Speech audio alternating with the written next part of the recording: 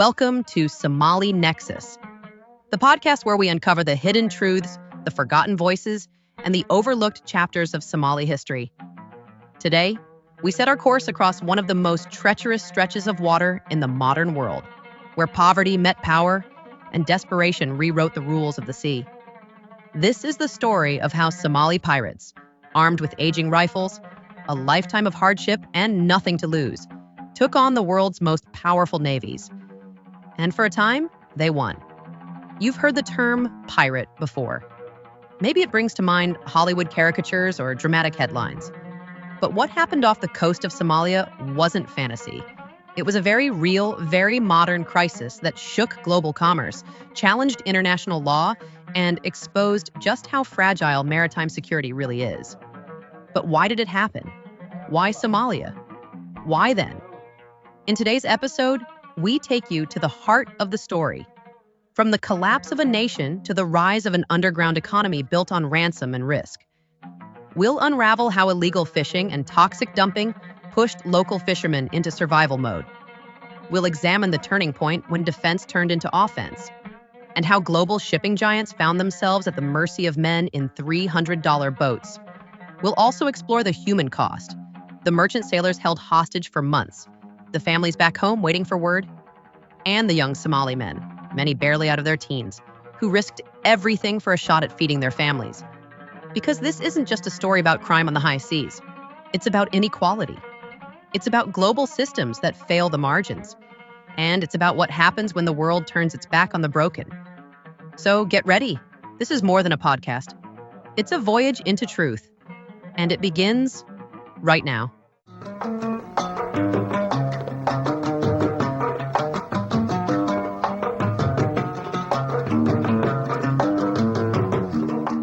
Okay, let's unpack this. It's almost hard to believe, right? For a few years in the early 21st century, you had these young guys, mostly untrained, operating from, well, basically a collapsed state, and they managed to seriously mess with global shipping, even challenge, like, the world's most powerful navies. It's pretty wild when you picture it. These small skiffs going up against massive warships. Exactly. Ragtag bands versus the might of global fleets. It sounds like a movie script, but it actually happened. Yeah, and the sheer audacity of it really shows how a breakdown in one place can send shockwaves, everywhere across the whole global trade system. Absolutely. Makes you think about how fragile things are sometimes. Definitely. And that's what we're diving into today, this whole phenomenon of Somali piracy right at its peak. We've got some really fascinating sources here. They cover the history, how it all started, how the pirates actually worked, the huge international reaction, and then, how it faded, but also maybe why it seems to be creeping back a bit now, which is worrying. And for you, listening, understanding, this isn't just history. It gives you real insights into state failure, into, what drives people to desperation, and also the sheer difficulty of, getting countries to work together against threats that aren't traditional nation states. Exactly. So, our mission today is to get past the headlines. You might remember vaguely, we want to dig into the why, the tactics, some surprising stuff there, and the consequences. We're aiming for those aha moments. It's a proper understanding, but still digestible. Right, so let's set the stage. How did Somalia even get to that point where piracy on this scale was even possible? Well, yeah, the sources are clear. It wasn't sudden. Somalia slid into chaos. It took time, decades really. After independence in 1960, you had Mohammed Siad Barre's rule.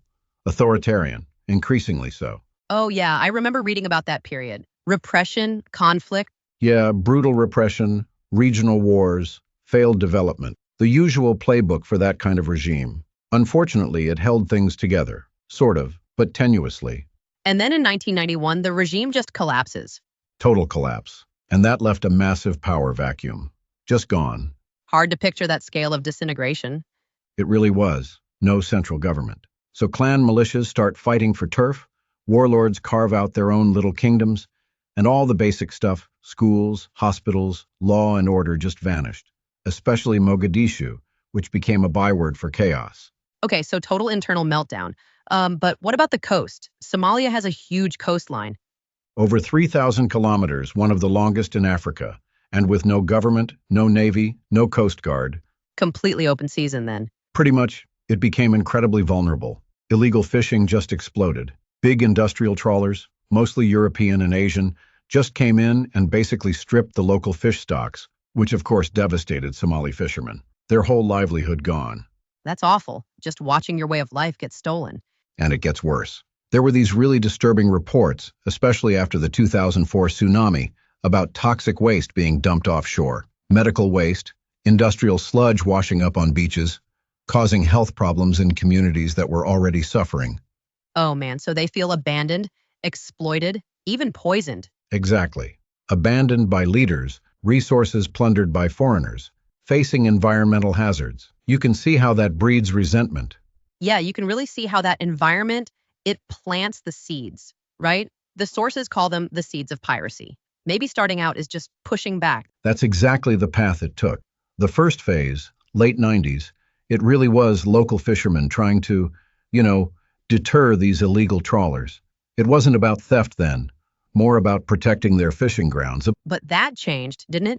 It shifted from protection to, well, profit. What caused that shift? Well, word got around that some foreign boats might pay bribes, protection money to be left alone. So these fishermen, already desperate, realized, hey, we can make money here. And then the targets got bigger. Early 2000s, they started going after the really valuable stuff. Cargo ships, oil tankers, even fancy yachts. The calculation must have been stark. Small investment, potentially huge payoff. Exactly. A boat, some guns. Could mean millions in ransom. For young guys with zero prospects, it's incredibly tempting. Dangerous, yes, but tempting. And this wasn't just random individuals. Groups started forming in coastal towns. Ale Hobyo? Correct. Those became the main hubs. And it's key to understand these weren't like ideologically driven revolutionaries. They were driven by economics, survival, and the chance for massive wealth. Right. That whole Coast Guard narrative came later, trying to justify it. Yeah, mostly after the fact. The core driver was money. And the scale ramped up fast. By 2005, they were using motherships hitting targets way offshore. That was a game changer. These motherships often were just converted fishing boats themselves, letting them operate hundreds of miles out, right into the main shipping lanes, far beyond any theoretical Somali patrol, which basically didn't exist anyway. So they could hit a much wider range of ships. Definitely. So at this point, it's really becoming, well, an industry with community buy-in, almost. You could say that. It became a full-blown industry in those areas. The ransom money flowing in, it affected everything. You had informants tipping them off about ships, elders mediating the ransom deals, local shops booming. For a lot of people in those towns, piracy became the only real economy going. Okay, so let's ditch the Hollywood image. No swashbuckling. The sources say it was much more calculated. Absolutely. Forget chaotic. These operations were methodical. Speed, surprise, and good intel were key. Intel? How are they getting that? Networks of informants, people who knew ship movements, cargo security levels, routes. Plus, they used readily available tech, like ship tracking software. Okay, and when they picked a target, what did an attack actually look like? Well, they'd look for vulnerable ships. Low sides were called low freeboard. Makes it easier to climb. And crucially, no obvious armed guards. They'd use the mothership to get close to the shipping lanes, then launch these small, fast skiffs, usually a few guys, AK-47s, maybe RPGs. Rocket-propelled grenades.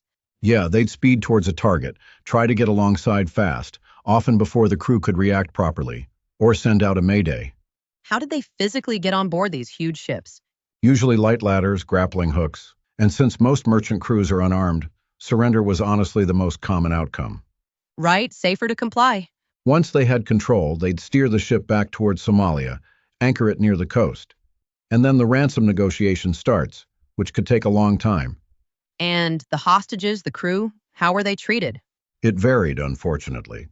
Some pirates understood the crew were their main assets, so they might treat them relatively okay, keep them alive for the ransom.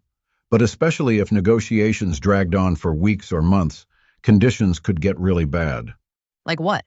Reports of people being chained, beaten, denied medical help, forced to make those awful calls home, pleading for release. It was horrific for many. Just unimaginable. And they weren't using old school methods entirely, right? They had modern tech. Oh, yeah. Satellite phones were crucial for negotiating, coordinating GPS for navigation, that tracking software we mentioned. There were even whispers about, maybe some insider help, sometimes from within the shipping industry itself providing intel. Interesting. So their edge was really adaptability, speed, avoiding fights rather than winning them. Exactly. Get on board, secure the ship, get it to Somalia, negotiate. Avoid tangling with warships if at all possible. That was the model. Okay, so there were hundreds of attacks, but a few really stand out. They grabbed global headlines, made everyone sit up and pay attention. Definitely the Maersk, Alabama in 2009. That was huge, especially in the U.S. The Captain Phillips story, right? First U.S. flagship, taken in what, nearly 200 years. Captain Phillips being incredibly brave, offering himself up. And then that dramatic Navy SEAL rescue made it very real. For people watching the news, yeah, that really hit home. What about the MV Fina? Same year, wasn't it? That had a worrying cargo. Yes, the Fana, Ukrainian ship carrying T-72 tanks, ammunition reportedly heading for Kenya. Tanks that must have set off alarm bells. Huge alarm bells. The fear was, what if these pirates get hold of heavy weapons, become a proper military threat? It led to this 5-month standoff. Eventually, a reported $3.2 million ransom was paid. Showed how capable they were becoming. And the French yacht Le Ponant in 2008, that ended differently. Sort of. Yeah, Le Ponant, luxury yacht. Hostages released after negotiation. But then French commandos actually went after some of the pirates, tracked them down, arrested them, took them back to France for trial, which was rare, actually. Holding them accountable in a Western court sent a bit of a message. So these big cases, they really exposed weaknesses in global shipping, didn't they? Flags of convenience, crew training, coordination. Absolutely. A massive wake-up call that showed the cracks in the system, forced the industry and navies to rethink everything. It went from being, a regional problem to a major global security issue. A global embarrassment, as one source put it. Big psychological, political impact. So the world had to react. How did they respond? The response was, well, pretty unprecedented, actually. The level of international naval cooperation hadn't really been seen since World War II. Seriously, that level? Yeah, all focused on securing those vital sea lanes. You had the EU's Operation Atlanta, NATO's Ocean Shield, the US-led Combined Task Force 151, all operating there. A huge concentration of naval power, and a really broad coalition, over 20 countries involved, China, India, Russia, Japan, countries that don't always see eye to eye, working together. Wow, okay. What were their main tactics? Just patrolling? It was more than that. Deterrence? Yeah, just being there. But also, active interception, trying to stop attacks before they happen. Rescues, obviously, escorting vulnerable ships, using drones and planes for surveillance, and then the big one, putting private armed guards on commercial ships. That was controversial at first, wasn't it? Very. But it proved incredibly effective. What were the challenges for the navies, though? Catching these guys couldn't have been easy. Really tough, small, fast boats. They could blend in with fishing boats, easily dump weapons overboard if they saw a warship coming. Right.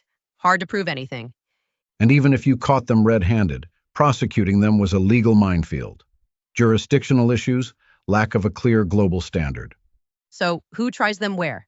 Exactly. Which led to that frustrating catch-and-release thing.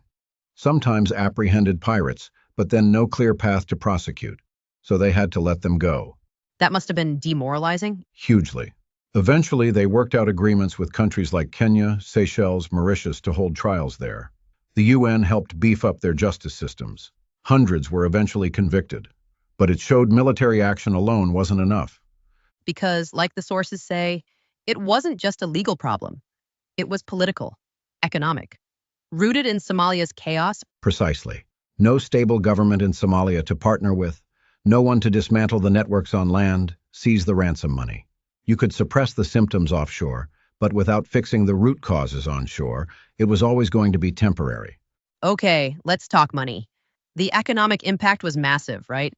Way beyond just the ransoms? Oh, absolutely. It hit global shipping hard. And remember, shipping carries what?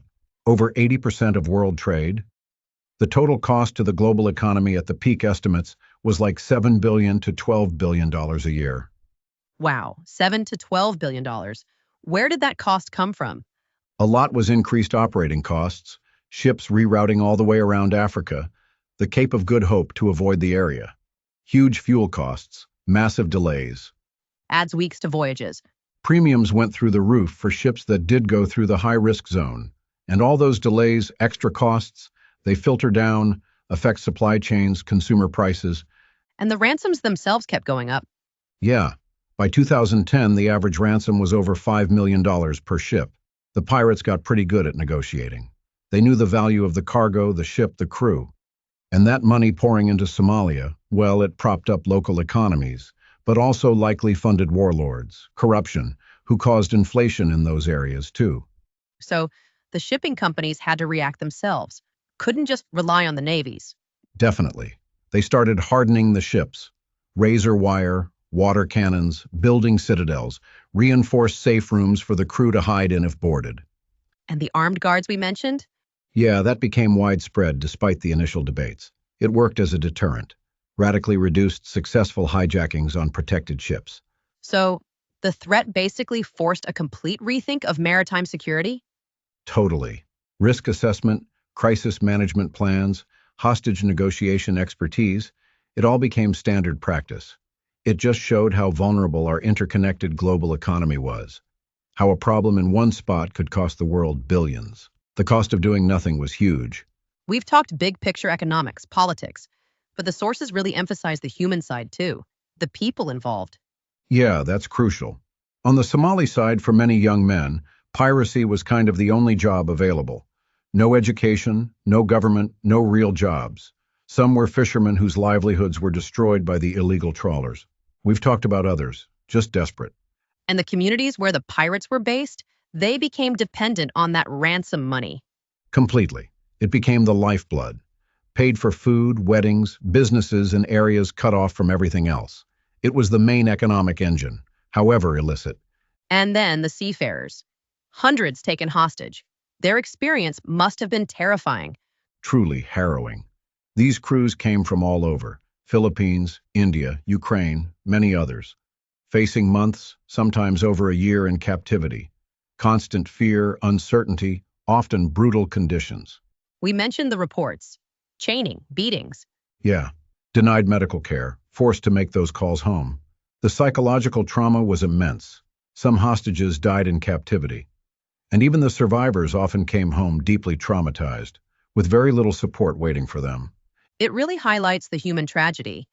Desperation on one side, vulnerability on the other. Exactly behind the headlines and the billions of dollars, it was about individual lives being caught up in this vortex of violence and collapse. So after peaking around 2011, the attacks dropped off dramatically. By 2013, it seemed like it was basically over. What caused that decline? That ebb tide? It was a combination of factors, really. The shipping industry adapted. Like we said, armed guards were a huge factor. Hardening, better ship defenses, convoys than the international navies. Their sustained presence, better coordination, tracking interceptions, that made a big difference. There were also some modest improvements in governance inside Somalia, especially in Puntland. Some arrests, attempts to disarm groups, and fundamentally, the risk-reward calculation changed for the pirates. Much harder to succeed, much higher chance of getting caught or killed. It just became less attractive, less profitable. So external pressure plus reduced incentives made sense. But the sources warn the underlying problems didn't go away. That's the key takeaway from that period of decline. The root causes, poverty, instability, lack of jobs in Somalia, were never really fixed. And the intense international focus? Well, other world crises came along. Attention shifted, resources got pulled away. And now we're seeing signs of a comeback, a return of the tide.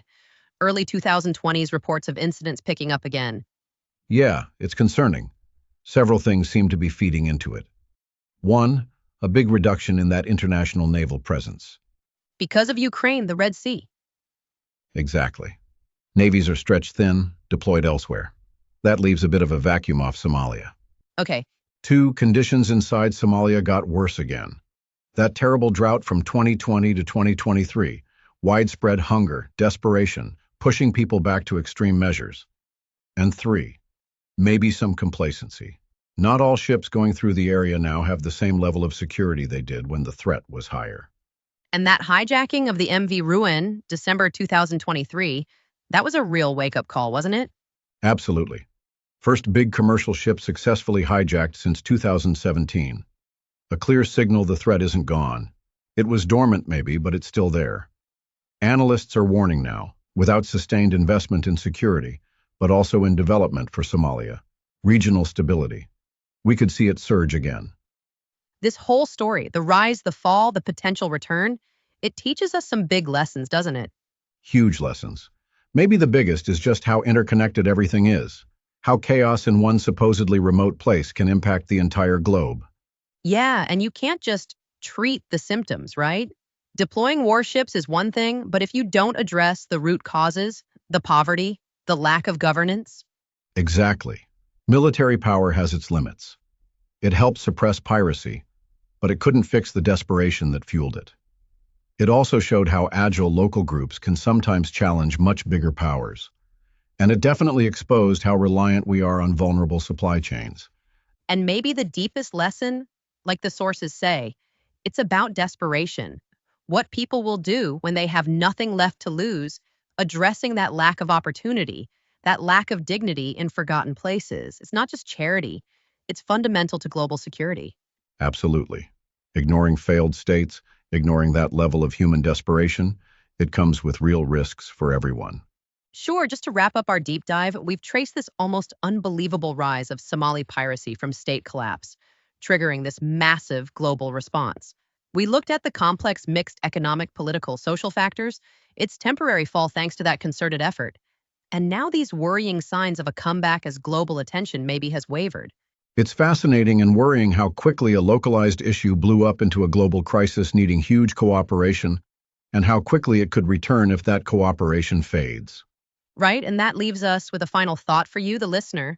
As power shifts globally, as new vulnerabilities pop up, what other crises, maybe seemingly small or local, now could suddenly shake up our interconnected world? And if that core desperation that fueled Somali piracy still exists elsewhere, are we really learning? Are we prepared to stop history repeating itself? Definitely something to think about. Are we just reacting? Or are we trying to prevent the next crisis by tackling the root causes? Food for thought as we navigate this complex world. Thanks for taking this deep dive with us today. Yeah, thanks for listening.